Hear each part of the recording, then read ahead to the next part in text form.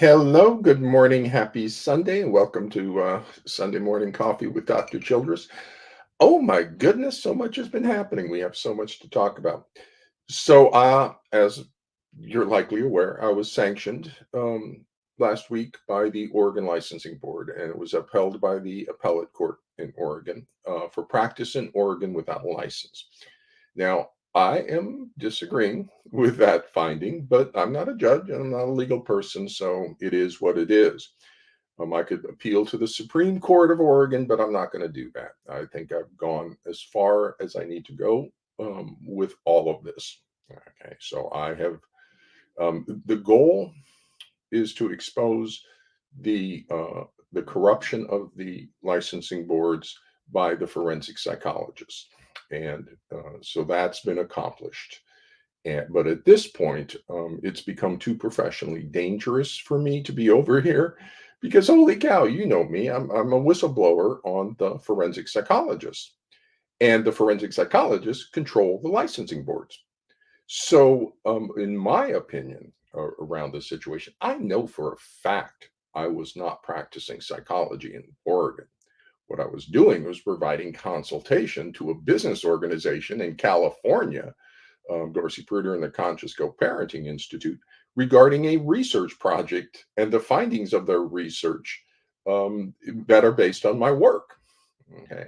And Oregon law prior to this exempted their consultation to businesses and organizations. If you never meet with the people, you don't do anything, you're exempt from Oregon jurisdiction. But they altered that. They said I conducted some sort of evaluation, and I'll let you all decide whether or not I conducted an evaluation of somebody in Oregon. I didn't. That's why I recommended that an evaluation be conducted because I didn't do one. But they said I did. And the court, in my opinion, rubber stamps the board decisions. And that's true in all 50 states. What you have in the licensing boards is you have a two-part board. You have clinical psychologists who hear the cases about clinical psychology, and then you have this subspecialty of forensic psychologists who, when a case comes in from the courts, they get put over with the forensic psychologists. And those are the problem people that, and I will cite to the New York Blue Ribbon Commission on Forensic Custody Evaluations. They hammered forensic custody evaluations and they are totally correct. The New York Blue Ribbon Commission is absolutely right. And there's two just wonderful block quotes out of them, that they're defective reports, they're dangerous to children, just really bad. And they voted 11-9 to banish forensic custody evaluations from New York, which should happen. It should happen in all 50 states. The idea of segregating a class of people into your own special psychologists, separate but equal or better, no, they're worse. You are being forced to use forensic psychologists because the forensic psychologists on the licensing boards will sanction clinical psychologists if we work in the family courts. And we know that as clinical psychologists. Why do you think there's no dialectic behavior therapy over here? Why do you think there's no emotionally focused therapy over here? Why do you think there's no clinical psychologists? Why do you think you have no treatment plans over here? Let me just talk for a second about treatment plans. If you go over to the school system and look at their individual education plan, IEP, that's a treatment plan. That's a written treatment plan. They have specified goals, they have interventions for each goal, they have estimated timeframes, and they have outcome measures to do that. And it's required, a written treatment plan is required for all special education services by the Individuals with Disability Act. Holy Toledo. The school system is getting a written treatment plan, but you don't even see it in the family courts. So the family court psychologists are practicing below the level of your public school system. Your public school system is light years ahead of what's going on in the family courts. Why? Why is that the truth? Because the public school system is contains clinical psychologists. They don't have forensic psychologists in the public. Those are clinical psychologists over there. And what happens, because I come out of ADHD, I'm not from the family courts, I come out of ADHD. There's strong parent organizations in each one of those other pathologies. Over in ADHD, it's CHAD. Autism Speaks. Autism has very strong parent advocacy groups. Schizophrenia has NAMI, National Alliance for Mental Illness. And so all the other pathologies out there have strong parent advocacy organizations. There's nothing in the family courts. You guys don't have a single parent advocacy group over here. Now, you parents will sometimes try to start stuff, but nothing like Chad, nothing like NAMI, nothing like Autism Speaks. Why is that? Why are you the only pathology that doesn't have a parent advocacy group? Because you don't have mental health support. I was over there. I'm over here. I know exactly why. Because over in ADHD, the clinical psychologists support the parent advocacy group.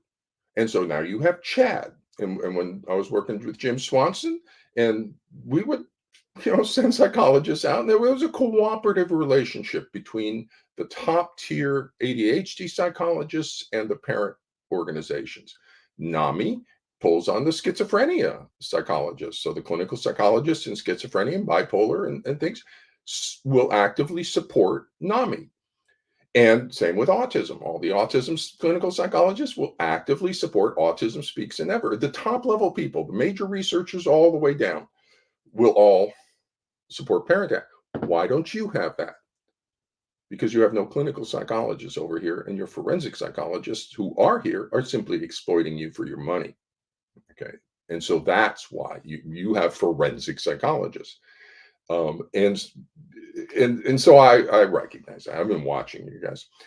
And so it's the whole issue of you being segregated over to your own special psychologist needs to end. And I think personally, it's a class action lawsuit. And I've given you all the grounds for. I think you're a class of people in the family courts. You're a vulnerable class because you have impaired autonomy. The pathology doesn't change because it goes into the family courts. It doesn't. ADHD doesn't suddenly become something different if there's a court case around it. No, the pathology is the same. So you should be treated by the clinical psychologists, the treatment, the really good ones, not given your own special psychologist who can experiment with you and see what happens. Oh, jeez Louise. But you're forced to use them because look what happens with the licensing board. If a clinical psychologist tries to work with you, we'll get sanctioned by the forensic psychologist on the licensing board. And there's no hope for defense because we're not reviewed by the clinical psychologist. We're reviewed by the forensic psychologist because we're in the family courts and they protect their own. And oh my God, they're the worst imaginable. And so we'll talk about that. Cite to the New York Blue Ribbon Commission. They are the worst imaginable. They need to go away. But once they go away, what happens to your licensing boards? That means your licensing boards have been half filled or partially filled by these ignorant, incompetent, unethical, just awful psychologists. Your licensing boards need to be cleaned up. They need to be cleansed of the influence of forensic psychology. And that's a major kind of work through in professional psychology. It needs to go back to the APA kind of stuff. But right now, it is too professionally dangerous for any clinical psychologist to work with you and your family. Okay, so you will not have any knowledge within here. And I'm proof of that. If it is too dangerous for Dr. Childress to work in the family courts, it's too dangerous for any clinical psychologist to work here. Look what I've been saying. I've been pounding the forensic on ethics, 2.01, 2.04, 9.01, 3.04, duty to protect obligations. I've been pounding them on that. Who do the licensing boards sanction? Me. Do they sanction the forensic psychologists? Do anything with them? No. Why is that? Because they want to drive me away, which they have successfully done. Okay. So now you don't have any allies in the court system. Gardner people, those are the Guard PAS people, those aren't your allies. They're false. Oh my goodness, no. You don't have anybody over here to support you anymore because the forensic psychologists own you and they will drive away anybody who tries to help you. And it's to what we know about clinical psychology, what we know about the family courts is if we come over here, the pathology of your ex, the narcissistic borderline pathology, is very retaliatory. And we're going to try to stop what they're doing. Now, the forensic psychologists don't mess with them. They just let them, the pathology does what it does. So they're semi safe. And then they just exempt themselves from all accountability, all licensing standards, everything. They just exempt themselves from all ethical standards and all standards of practice. And that's the way they remain safe. As long as they do the same awful thing, then nobody can challenge them.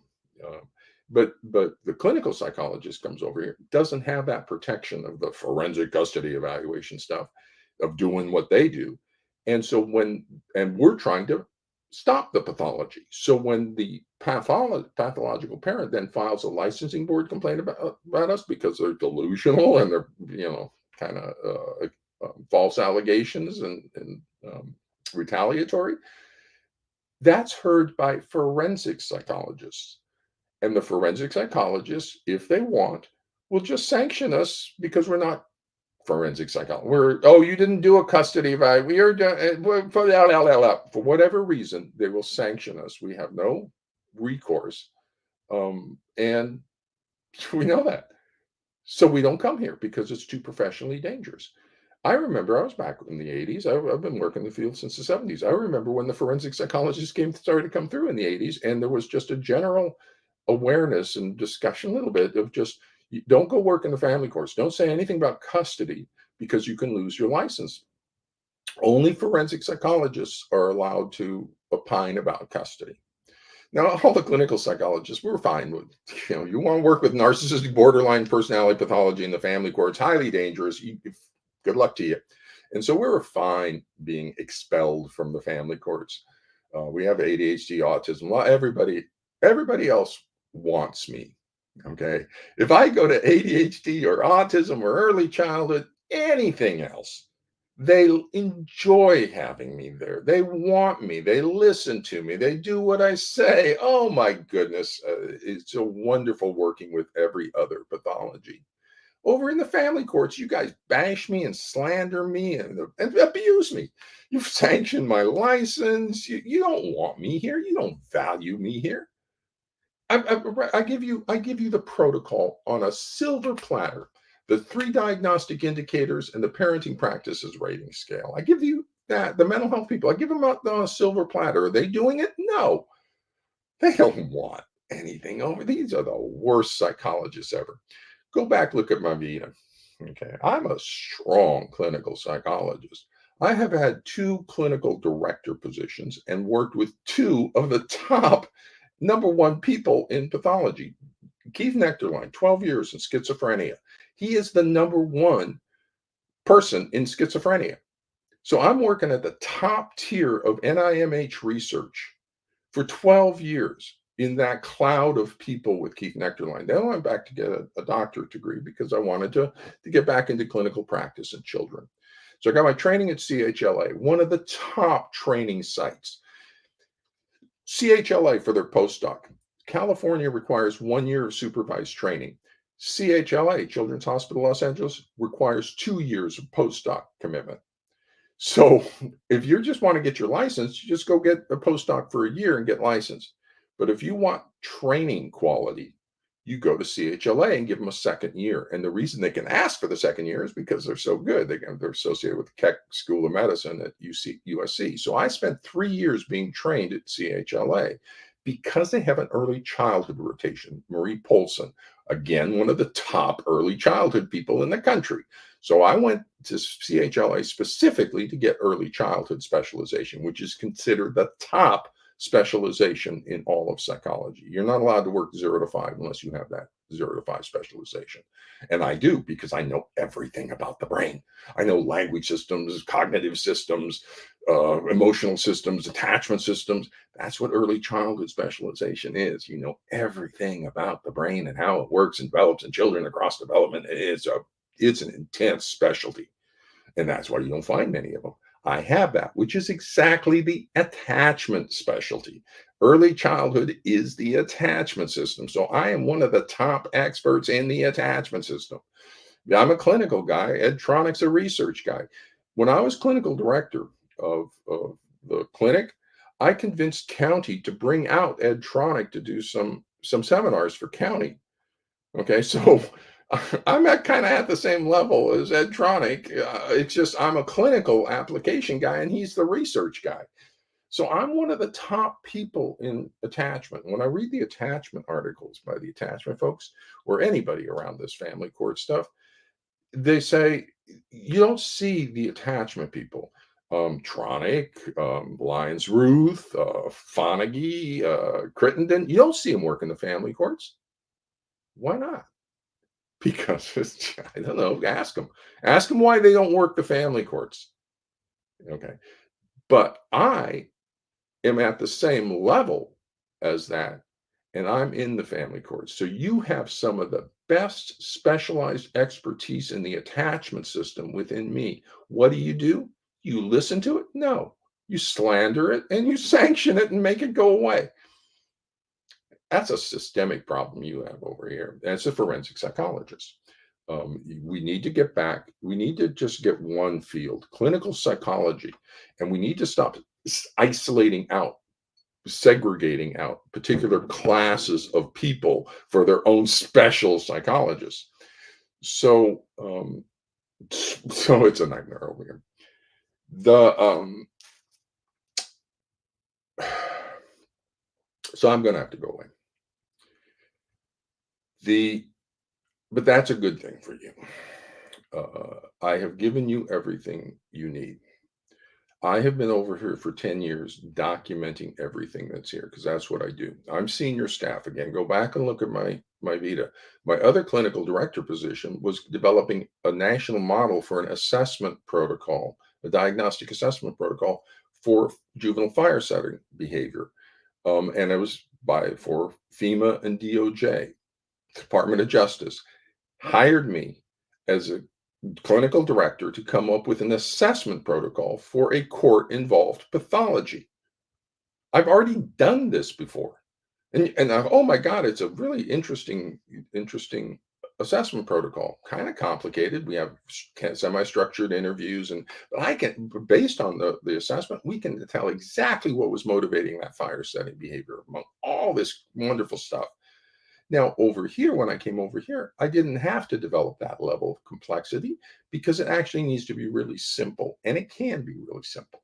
That's a 3 diagnostic checklist for pathogenic parenting practices rating scale. You collect those 2 pieces of information, and I can make the diagnosis 100% of the time. Okay. When it's present, I can't, if it's not present, I can't tell you what it is. But if this pathology is present, you're going to see the 3 diagnostic indicators and you're going to see a lot of the associated clinical signs. And how do I know it's true? Because we got the research. I predicted you're going to see 12 associated clinical signs. And now the research is out through Greenham, Childress, and Pruder that documents that. Dorsey Pruder's got amazing data. Where's the research over here in the family courts? You have research in attachment, you have research in ADHD, you have research in everywhere else. Where's the actual research in the family courts? Holy cow, a businesswoman comes in and develops the research because she's putting the universities to holy cow shame. But she's now got wonderful archival data that any researcher who cares can just get an MOU with Dorsey. Dorsey's got to agree to it. But again, that memorandum of understanding with Dorsey, IRB approval, and you've got access to this wonderful archive of data. Melanie did that. Boom, she produces an article. Easy peasy. Dorsey can retag the data in anything you want if you just bring her the grant money to afford to be able to do that. So there's just no motivation to solve over. Why? Because you're being given to forensic psychologists and they're not motivated to solve anything. They're just charging you $20,000 to $40,000 for their worthless forensic custody evaluations. As a clinical psychologist, I could bring in a super high quality clinical assessment for around $5,000 in 4 to 6 weeks. And they're taking 6 to 9 months for $40,000 and giving you worthless? you're just being financially exploited up and down. Now, parents, as I leave, I'm going to slap you around a little too. Because I've been here 10 years, if the parents before you had fought the battle, then you wouldn't be in this situation. But because they left forensic psychology here and didn't fight the battle, now you're forced to fight the battle. And if you don't do it, then the next group will have to do it. So let me call you out a little bit. Petition to the APA. It's published. I published this so you can cite this. The forensic psychologists, unethical practice, incompetence over here. About first, this is actually the second petition. The first petition was by parents, led primarily by Howie and Jason. And they wrote up a petition to the APA, put it up on change.org. And it was using my work and using the ideas, but it was put together by lay people. And so they were kind of, trying to organize the information, but basically saying we need competence in the family courts. So they submitted that petition to the APA. I know that's going to get sent to the forensic psychologist and dying committee. But I saw that, they took down the defenses, they took down the cover. That went to committee. What are they going to do when I send in a second one that actually is written by a professional and nails them on the ethics issues and the incompetence issues? Are they going to send it to committee? And so let's see what happens with that. And also, I have ethical obligations under 1.05, and so does the APA, I think, and to do something about unethical practice. And one of the suggestions, take it up to an organization. So I did, according to 1.05. I informed the APA of the ethical violations that I found in the family courts since coming over here. So I'm fulfilling my obligations. Okay, where's the APA? But not only do I just not write this and go and take it, as a clinical psychologist, my role or obligation is to empower you, the parents, in your voice and advocacy. What happens if I die? Then all your advocacy disappears with me. That's like Bill Burnett. What happens when he dies? The whole parental alienation thing collapses. No, as a clinical psychologist, our role is to empower you. That's why we have CHAD and Autism First and all this stuff. We work with the community to empower the voice of the community to solve their problems, or solve the issues. So what I did was I wrote this, and I contacted two parent advocates, Wendy Perry and Rod McCall, and I have the emails. I have documentation on anything. When you send me a major media investigative journalist, why haven't you sent me any major media why aren't, but I'll talk about that later. So when you send me a major media investigator, I have everything documented. It's just no one cares yet. No one's asked me. But the moment they ask me, do you have document? Oh, everything. APA, FCC, licensing boards now, Gene Mercer, Bill Burnett, Miners Council, you pick it. You pick your stuff. Okay, Gottlieb, I can overcoming barriers. I've got documentation on it. Okay, it's just no one from journalism at this point is interested in what's happening over here. But with the Blue Ribbon Commission coming through from New York, I think you may be able to generate that finally, some major media focus over here. So I got a hold of Wendy and Rod, and I said, if you're willing to come back with me, let's go hand deliver this to the APA, because I wanted to make a point, because I know they're not going to do anything. And I know that in like 5 years, I'm going to be in a position to say, where did this go to? So I'm just going to give them enough rope to hang themselves. So I brought Wendy and Rod with me. We all went back. Dorsey joined us. A whole group of parents kind of went to Washington. We met with our representatives back there, and I hosted and put together a press conference at the National Press Club. No press showed up. Okay, so it was parents and all of us. But what I'm going to suggest you do is reactivate this until you get an answer. You want an answer to the petition, and I would suggest you probably submit it a second time and ask them. I'm going to suggest that you also file a complaint with the ethics committee of the APA that the APA itself is in violation of standard 1.05 to address the ethical violations in the family courts. You need an answer to this. What they did was they gave it to a secret committee. Who is that? They wouldn't tell us who you want the emails that say they wouldn't tell us who's on the committee? I got them. So they wouldn't tell us who's sitting on the committee. I suspect it was Susan Deutsch, a forensic psychologist. I don't know. Ask them. Find out who was on that committee that they submitted to and find out what the committee decided.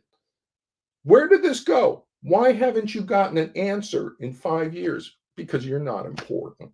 You're of no value. And you accept that. Not a single parent has followed up with this. When they just treat you like with like dirt, you just walk away and say, well, you people. What it is that each of you is focused on your own situation. I've watched it for years. What about me? What about me? I totally get it. That's your child. That's your life. And then you're so focused on you.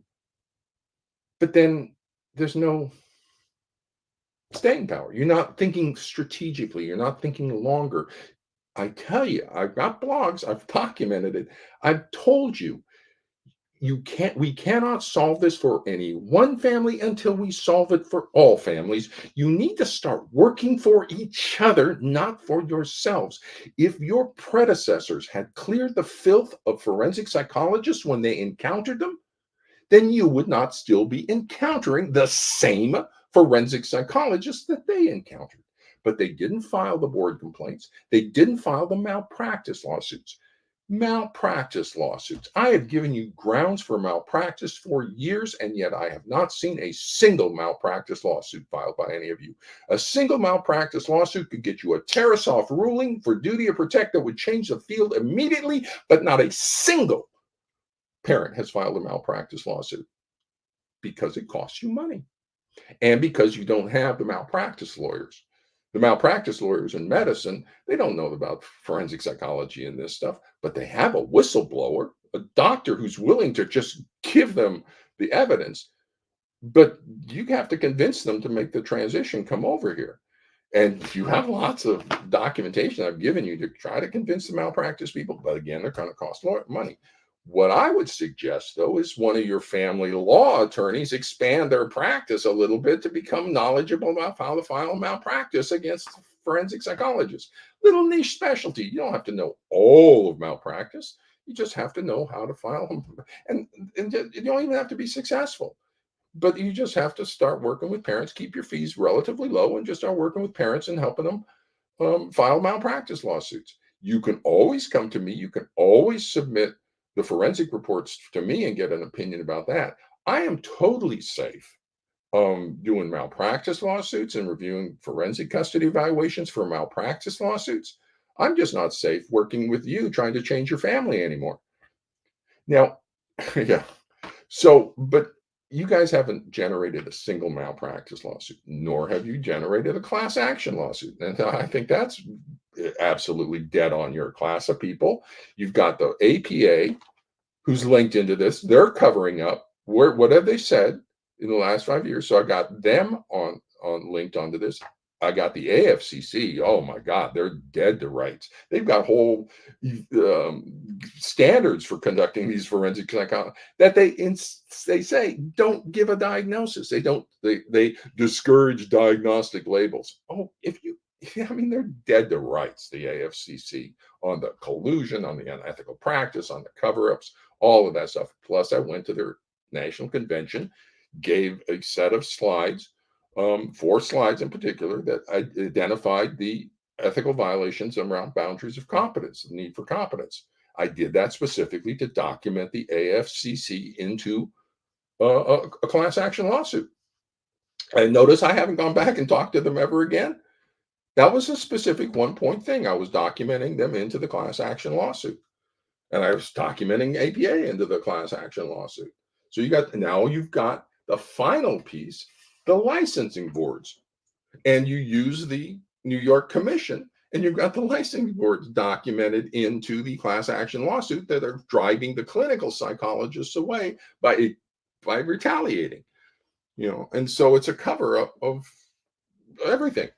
And so you got the three major organizations, and then you put the John Doe forensic psychologists, again, New York Blue Ribbon Commission, and just simply filing a class action lawsuit, you could then bring major media, CNN and people over. And the moment you put me in touch with an investigative journalist, I just give them all the evidence and off they run. But you people just don't do that. But why? What about me? Wow, there's this. What do I? Okay, you guys, and so that's what I'm doing for you, as I'm leaving. Okay, so that's up to you. What do you want to do? If you cannot protect me, you're not going to be able to protect anyone who comes here, and no one will come to you if you cannot protect us, because we're going to get hit just simply for supporting you. We're going to take damage. No clinical psychologist will take damage. Why? I go work with autism, they love me. I work with ADHD, they love me. I work early childhood, they love me. Over here, I take damage on your behalf. It's not because of me, it's on your behalf. Because you married a crazy ex, and because forensic psychology is in place, who's working and colluding with the pathology. So you need to protect your allies. And in this case, that's me. And the way you protect me is to make it as dangerous for the pathogen's allies as the pathogen makes it for yours. We're in battle, right? This isn't the end. This is just the start. Up till now, we've had skirmishers on the battlefield, and the two armies are kind of moving into positions. And Gardner PAS people show up on the battlefield on the side of the pathology. And so we're just kind of aligning. The battle's engaged now. Okay, we're in the middle of it, and I'll be here for another 5 years in the middle of the battle. Just I won't be able to help you until we clean the forensic psychologist influence out of the licensing boards.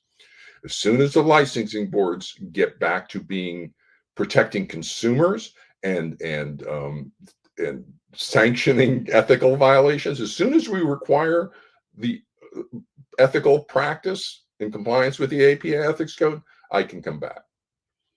But until as long as the forensic psychologists control the licensing boards, it is too dangerous for any clinical psychologist to be here. So it's up to you to cleanse them out.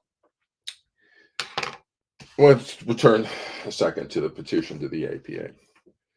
So I wrote this for you now, to use now. I knew nothing was going to happen with it then. So I've looked at it, I published it. So you can cite to this. It's in the record. Okay, you can send this to the APA again and say, I want an answer to this. I would suggest you come up with exactly the same petition and send them over again. That's another thing. There's only 20,000 of you out there. Really? Really? There's only 20,000? Oh, well, then you don't really matter. You're just a small piece of not the 20,000 worldwide. There are only 20,000 people who this pathology in the family courts affect. Yeah, because there's only 20,000 people signed this petition. That's all there are of you. That's all the motivation. You know how easy it is to sign an online petition? And there's only 20,000 of you that have the motivation to do that. Oh, geez, you're just not worth it. You're just a small little group of people who have a small little problem. Okay. I don't believe that. I just believe you're just distracted. You figure it out. You figure out why you folks, you parents, over the last 10 years or 5 years for the petition can only generate 20,000 signatures. I don't know. That's a you problem. But holy cow.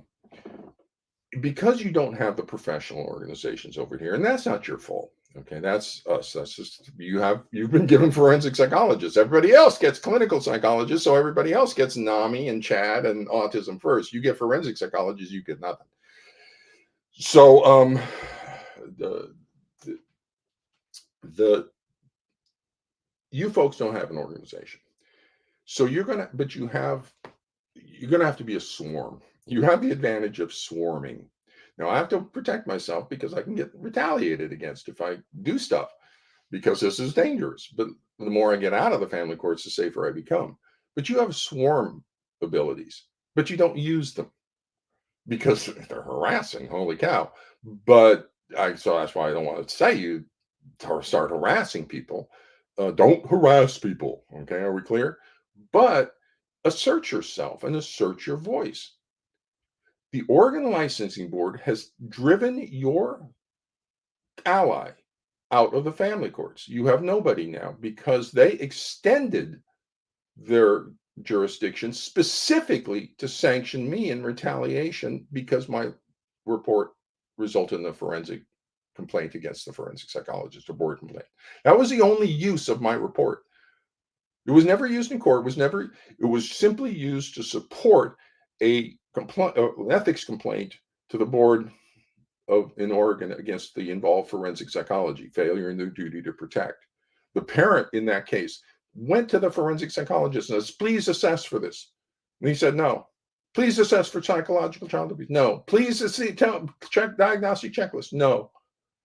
The forensic psychologist simply refused to assess for the pathology, the child psychological abuse. So then dad was really upset. So he had to go to Dorsey Pruder, a businesswoman, and get a research project done that she runs for lots of money to document these three symptoms that the forensic psychologist could have done easy peasy and wouldn't have cost tens of thousands of dollars. Just tell them a diagnostic checklist. It takes you 2 minutes. But this parent had to go to Dorsey Pruder and get her to document it from all the associated data. And the only conclusion that can be reached is this person needs a proper clinical assessment because you can't make a diagnosis from the data around this. So all of Dorsey's CRM is simply to get an assessment. If they would just do the assessment in the first place, we wouldn't need the CRM. But they refuse to do an assessment for psychological child abuse. They simply say no. That's insane. So Dorsey has developed, a businesswoman has developed an entire research project with the software programs and the hired data taggers and all this stuff, simply to address the issue that the forensic psychologists are not telling the parents symptom information. Unbelievable. Get an investigative reporter on this. Get your legislator on this. Holy cow, that's insane. So this dad gets Dorsey's report. My report to Dorsey on the CRM data that says if these symptoms are present, either which needs to be checked out by a clinical interview, but if this is actual present, then this would be child psychological abuse and should be properly assessed. Now the dad says, and this psychologist said no, they weren't going to assess for the psychological child abuse, and the data says it's there. That's a failure in duty to protect. So they filed a board complaint in Oregon on failure to duty to protect. And what does the Oregon Licensing Board do? They sanction me for exposing the ignorance, incompetence, unethical practice, and malpractice of the involved forensic psychologists. The licensing boards are not protecting you. They are protecting the ignorant, incompetent forensic psychologists, and I have just given you the documentation for that. I had to sacrifice myself to do that, but I did that voluntarily to give you the information and the documentation that you need for this final piece to link in the licensing boards to the cover-up. Now you have, for your class action lawsuit, you have the APA linked in, you have the APA, AFCC Dead to Rights, and now you have the licensing boards, and you have the New York Blue Ribbon Commission on Forensic Custody Evaluations. And you have the Walters and Friedlander quote. Let me talk a little bit about how strong that is. You have Walters and Friedlander, 2016, in the journal Family Court Review, the flagship journal of the AFCC, they indicate that oftentimes all the time, oftentimes this pathology is a shared persecutory delusion, and they cite to me twice. Okay. And I'm a clinical psychologist who's discussing a clinical pathology. They cite to the clinical psychologist on the clinical pathology of a shared delusional disorder. And now the licensing boards are driving that only psychologist in the family courts who's competent in the assessment of delusional thought disorders. I'm being driven out of the family courts by the licensing boards, by the forensic psychologists on the licensing boards. Okay, because they manipulated jurisdiction and say I'm practicing in Oregon without a license. It's not an ethical violation. It's not a practice violation. It's a jurisdictional one. And I'm going to argue my consult was to Ms. Pruder and the Conscious Co-Parenting Institute about the research data that they generated through their research protocol based on my work. And she's in California. I'm in California. I wasn't practicing in Oregon. Oregon extended its jurisdiction to retaliate against me. And you have that dead to rights. Take it to your legislators because it's in all 50 states. That's why Texas, you file a licensing board complaint in Texas, nothing happens. New York, you file it, nothing happens. North Carolina, file a licensing board complaint, nothing happens. Because their forensic psychologists are in control of all 50 state licensing boards, at least the court involved piece. Everything else is heard by clinical psychologists. If you have an ethics complaint against an ADHD psychologist, autism, any other psychologist, it's heard by clinical psychologists.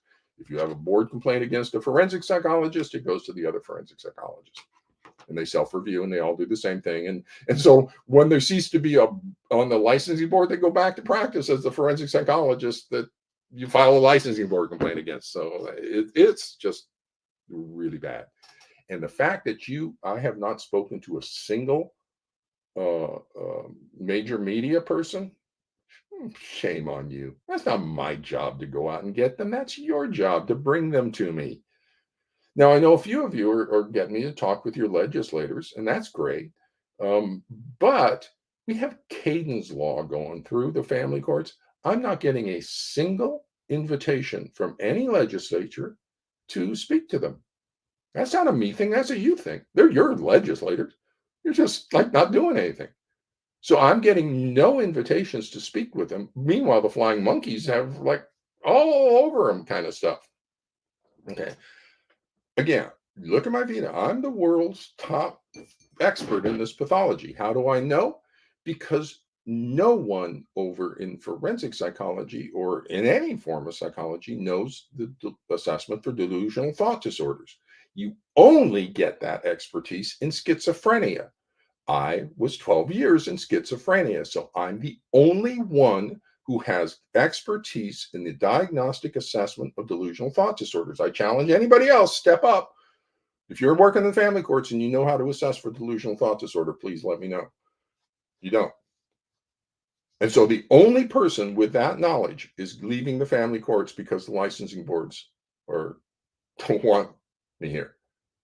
Why am I not getting invitations from the licensing boards to come out and do trainings for them on how to ethically and responsibly and effectively assess for the pathology in the family courts?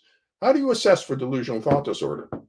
Well, that could be kind of interesting. Who's the most expert person in that? Well, you can go get Joe Ventura. He's the one who trained me. He's the author, one of the authors of the Brief Psychiatric Rating Scale, one of the oldest, most widely used scales to measure psychotic symptoms. He's out at the Seminole UCLA, Seminole Institute out at UCLA. That's what he does. He trains in the BPRS. He trains in the diagnostic assessment of all this stuff. He trained me for 12 years. I'm at 90% diagnostic reliability or higher with Joe Ventura and David Lukoff, who are the authors of the BPRS, because they were at UCLA at the time and that part of that project. And so if you don't accept me, who's 90% reliable to the diagnosis of Joe Ventura, then go get Joe Ventura to do it. And I've already reached out to Joe because I know he's at my wedding. So I reached out to Joe recently, about a year ago, and I said, "Hey, Joe, I just want to give you a heads up that I may be sending these forensic court involved people over to you for training." And like, wow, why? Because he's schizophrenia, so I didn't want to disorient him if all of a sudden people are starting to ask. AFCC has asked for training in the assessment of delusional thought disorders from Dr. Ventura. I didn't want to. He would kind of orient to that and what it is. But that's another thing. We know it's a delusional thought disorder from the Walters and Friedlander quote from 2016. So has the AFCC done any sorts of training on the diagnostic assessment of delusional thought disorders? Oh my God, your class action lawsuit is so good. And you don't even need to win the class action. You just need to file it so that then you can draw the major media to it. And then you can get all this focus and attention, but you don't do that. And your lawyer folks, I'm not a lawyer. Your lawyer folks are failing you. Oh my God. They're just, I don't, I got a lot of problems with your forensic, your family law attorney allies. They're just kind of taking your money too and not really solving things. Develop a little malpractice industry and immediately you will solve it. One Tarasoff ruling and the whole thing changes immediately. Holy cow. It's so simple, but you're just not walking that course. So, a couple more minutes. Petition to the APA. So I documented the knowledge into the literature, sections 1 and 2. Just gave you that's just kind of laying the groundwork. It's really Article 3 that's the powerhouse for you. Because once I document the domains necessary for competence, that's what 1 and 2 do. I identify, you start with, professional competence and harm to the client, 2.01, 2.03, 9.01, 3.04. And then I identified the domains of competence: attachment system, personality disorder, family systems, and complex trauma. Complex trauma is where the delusional thought disorder is. And so I just document for the APA. There it is, your ethical violations. Now I've activated 1.05 for every individual psychologist who sees this. They are now become aware of ethical violations and they have to do something. 1.04, 1.05. Informal notification doesn't apply, so they got 1.05. The APA as an organization has ethical obligations under 1.05 to do something when they are aware of broad scale ethical violations. And they didn't do anything. They are in violation of their own ethical standard. I gave them 3 remedies. Okay. These are clever remedies too. So Article 4, remedies sought. First one is an immediate press release statement supporting standard 2.01 boundaries of competence. That's it. They don't need to link it to the family courts. They don't need to do anything. Just generate a press release saying the American Psychological Association wishes to acknowledge its support for standard 2.01 boundaries of competence and urges all psychologists to carefully consider the issue of competence. That's it. Just support your own APA Ethics Code 2.01. That would send a clear message to the forensic psychologists out here that they need to step up and be competent. But the APA, the American Psychological Association, will not even say they support their own ethics code when 20,000 people say, please support your ethics code. And you can't make anything out of that. Wendy Perry didn't follow up. That's who should have followed up and just pounded him. Rod McCall could have followed up. But Rod, he's in a different role. Okay. We have Caden's law going through because Caden we said over on our side, we have Eric. And that's Rod McCall. He lost his son through a murder-suicide from the borderline spectrum mom. And I was out talking to Rod in Texas after his talk. And he and I were talking. And he's powerful story when he tells it. And I said to him, Rob, is it okay if I take on Eric as a client? And he kind of looked at me funny because his kid's dead. He said, yeah, that's fine with me, but I'm not sure what that means. And he said, it would authorize me to speak with Eric's voice, which is what I'm doing now, and which was what I'll do with Caden's law, is that he's my client. And so I'm going to speak with his voice and carry his voice. It's not just Caden, it's also Eric. We need to have balance in all of this. And if you want to know more about Eric's story, I'll refer you to Rod. He can speak to that. I just want to be able. I'm just introducing Eric's voice into the discussion, and so Rod is kind of separate. But Wendy didn't follow up. She was have parent advocates. I'm not sure what she's doing now, but that's what you parents do. You kind of generate a little bit of interest and then it falls away. Generate a little bit of interest and then it falls away. But now, because of that, you're going to have to do swarm mentality because you don't have leadership, you don't have an organization. So all of you just have to figure out each individually get an answer from the APA. What is their answer to this? They've had it for 5 years. It's been given to a committee. So what is your answer? And I'd kick it up to the ethics committee on the APA that APA itself is in violation of ethical standards. 1.05 specifically, I'd find a few others maybe about respecting you, just plain respect for you. Give us an answer, please. That would be, I'd look around the ethics code for something like that. Whatever you can find that is problematic, and you can cite to my website. I got a website, complicity with child abuse, where I have a little counter on it, because I know we're reaching this point. So I put a counter of how long the delay has been before you guys get an answer. But if you don't want an answer, if you're just going to go off to somebody else, then we'll just wait for the next generation of parents, and maybe they will ask for an answer from the APA, maybe because you didn't. You didn't do what you, and the ones before you didn't. Howie and Jason, they came through. They did some stuff, and I understand why. I get it why. You don't have the mental health support out there. I'm the only one. I get that. Being traumatized. I get that. Okay, so you can't expect a traumatized person in the trauma being abused to then do all this other stuff. I get it. I get it. At the same time, though, this generation of parents needs to recognize where you are and needs to engage the battle more fully. The When I got over here, if I tell you that the licensing boards are corrupt with the forensic psychologists, no one will believe me. No one will believe that the forensic psychologists are as ignorant, incompetent, and unethical as they are. A whole field of psychology, forensic psychology. You have board certified forensic psychologists with these big puffy vitas.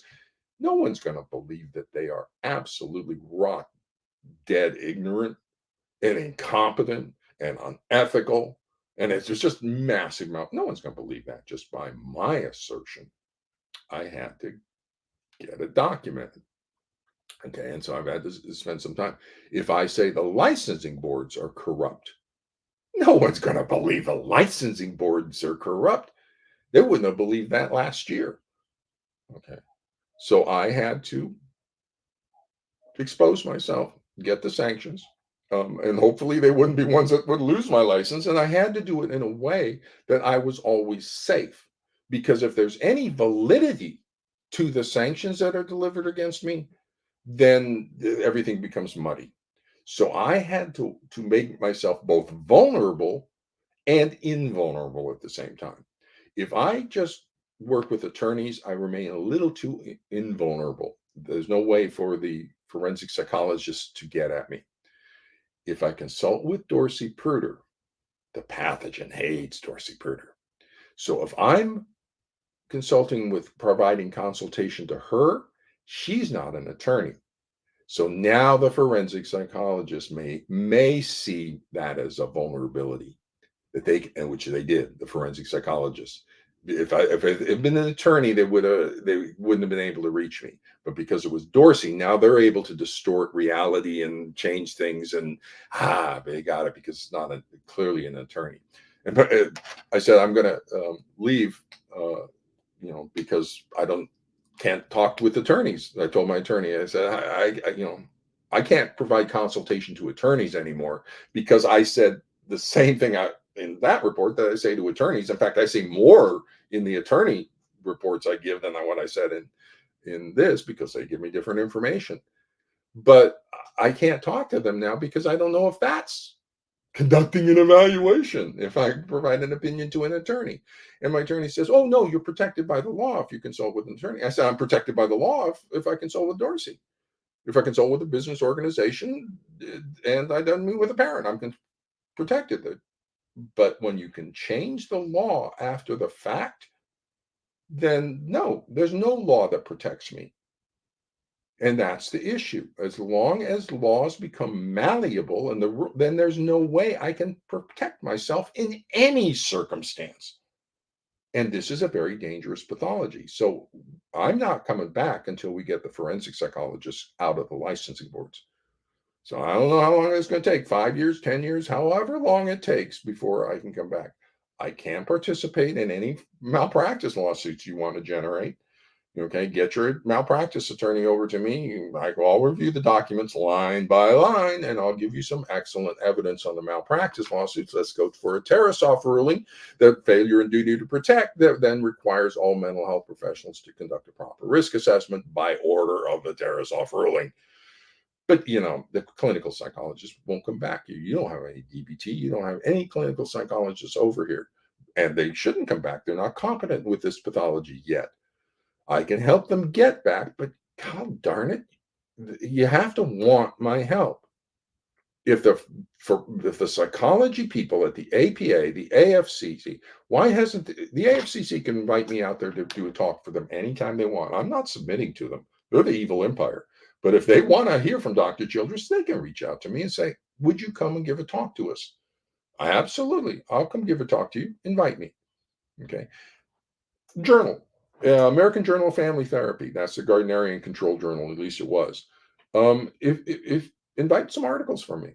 Invite me to send you 4 articles. That's what I suggested in 2013 when the Gardnerian people, when Sauber and Burnett, I was negotiating, talking with the American Journal people, saying I would like 3 articles, one on assessment, one on diagnosis, one on treatment, or legal issues. And so I have three articles. I could put them in one journal. You can spread them out across journal. Just invite them.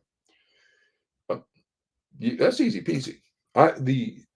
If you look on my Vita, there's a internet journal article to the journal the online medical journal or something like that. That was an invited article. That journal said, "Oh, we read your other article. Would you please write one for our journal?" So that happens. Is Yeah. So if you want an article from me, invite an article from me. The uh, yeah. So there's if you don't want me here, if you don't want my expertise, if you don't want me to help my help, I have no great need to help. Okay, I'll go back to my early childhood. I'll go back to ADHD. And I'll go back to my um, other consultation practices. I don't need to be working in the family courts. I don't need to be working with this pathology. I'm just trying to be helpful. You don't want my help? Okay, no worries. When you want my help, you know where to find me. You can reach out to me anytime. Send me your legislators. Get me an invitation to talk, testify for a Cadence Law variant. Get me, anything.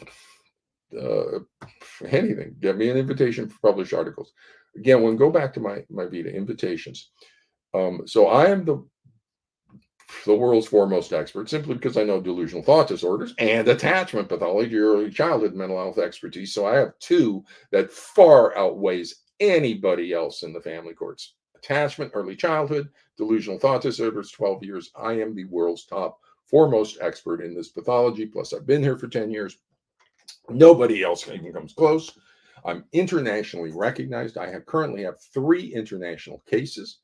I got to get back to one today. I currently have 3 international cases. Hopefully, a few more will come in over the next year, keep me afloat financially, because I'm leaving the family courts and I need to get a license in Washington, transition over. But and I have the Serbia presentation recently. Serbia was an invited presentation. You know what that means? They're dying. And so an invited presentation over to Serbia. If you look on my Vita, I've had 2 other invited presentations. One was to the World Health Organization about internet psychology. And so they were having a conference over in Munich. And so it was an invited presentation over there. They paid for my travel because they value me. and they valued what I had to say way back then. And so the World Health Organization invited me to come talk to them about ethical issues in online therapy. Okay. Then I got another invited presentation, their dime, from the American Association for the Advancement of Science and OPRR. OPRR was the Office of Protection from Research Risks or whatever. It's the it's the oversight for all the institutional review boards, all the IRBs at universities, and they invited me to come out and present a paper and be a discussant on the ethics of online interventions. Okay, so I've got the American Association of Advancement of Science, the OPRR, research risks, and the World Health Organization, all valuing my opinion to the where they're inviting me to come present. Yeah. Okay. So I need to go. Okay. So my hour for this Sunday's up. But at this point, it's up to you, parents. You need to activate. I would suggest you start pounding the APA on this. I would suggest you get it together and take this out and hand deliver it again to them. Get a little committee of you parents and say, let them know, email them and say, we're going to be coming out just like we did the first time, and say, we're coming out. We're going to give you this at your corporate offices again, and hold a press conference. Hopefully this time you'll get press there. Okay. So you figure it out. I'm a psychologist. You figure it out. Get your media at your press conference as you deliver the petition to the APA a second time because you haven't got an answer to it the first time. Please answer our questions. What are you going to do about the ethical violations in forensic psychology? And now you have the New York Blue Ribbon Commission that supports you as well. If you can't do something with that, class action or malpractice or major media or something, if you can't do something with that, there's nothing I can do to help you. All right. So with that, I'm going to get back to work and go get my Sunday. It's been such a stressful time. So good luck, and we'll talk to you next week and chat in between on my Facebook. So take care. Bye-bye.